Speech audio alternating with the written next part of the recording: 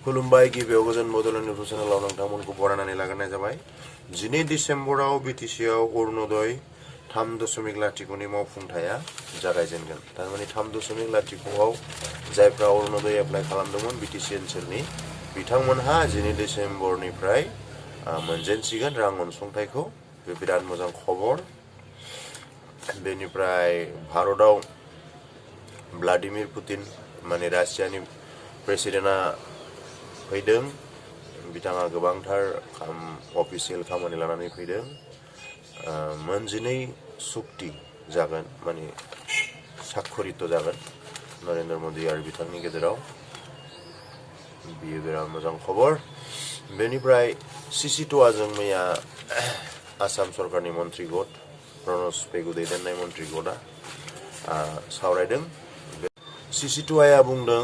6 जनगोष्ठीनो जनजाति होयोब्ला थाखानाय जनजातिफोरहा खहा जागोना रोखाखा बियो बिथांमोननि प्रतिवेदनाव दंखाथारो दा जों बेखौ गनायनो हाया दा बेनि थाखायनो बिथांमोनहा माखासे सुबुरुन होदों आरो बिथांमोना बुंदों जों 1 दान समय लाबाय बे 1 दानाव जोङो गोबांथार सुबुरुन होगोन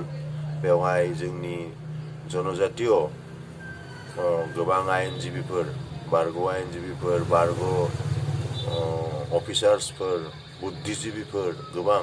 बिथांमोननि जयै बिथांमोनखौ लानानै एक्सपार्ट कमिटि जागोन आरो बिथांमोनजों गोबांबार सावरायनायनि उनाव बिथांमोना मोनसे सुबुरुनथाइफोर रेडि खालामगोन आरो बेखौ बिथांमोना आसामनि मन्त्रि गटनो गथायगोन दा जुदि एसटि होमारोब्ला एसटिफोरा जे खहा एसेबाबो माने खहा जाखागोन होननानै Cctoaनि दैदेनगिरि बिथाङा आदित्य काकलारियाबो बुंदों आरो दिपेन बरुवा बुंदों आरो बे नंखागौखा मानोना भारत सरकारनि एसटिनि जे प्रसेस बे प्रसेसआव मालाबाबो बिदि आलदा आलदा बिभाग गैया क्लासिफिकेसन गैया आरोखि एसटि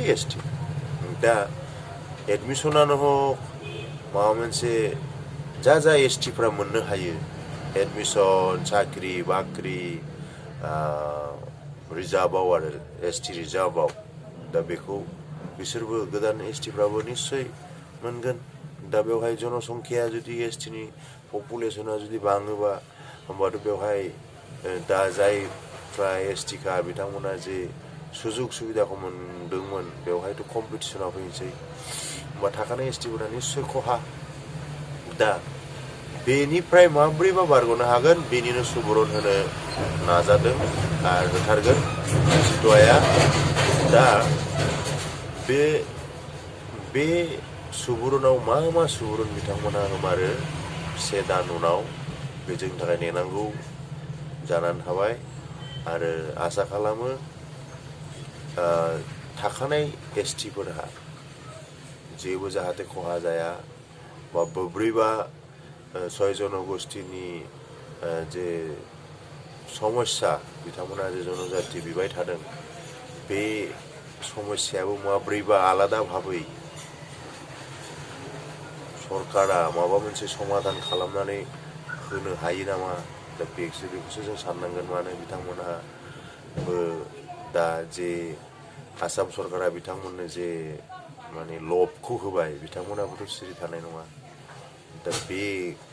मिउचुएल समाधाना माबोरै जागोन समासो खोन्थासिगोन दा बेनि थाखाय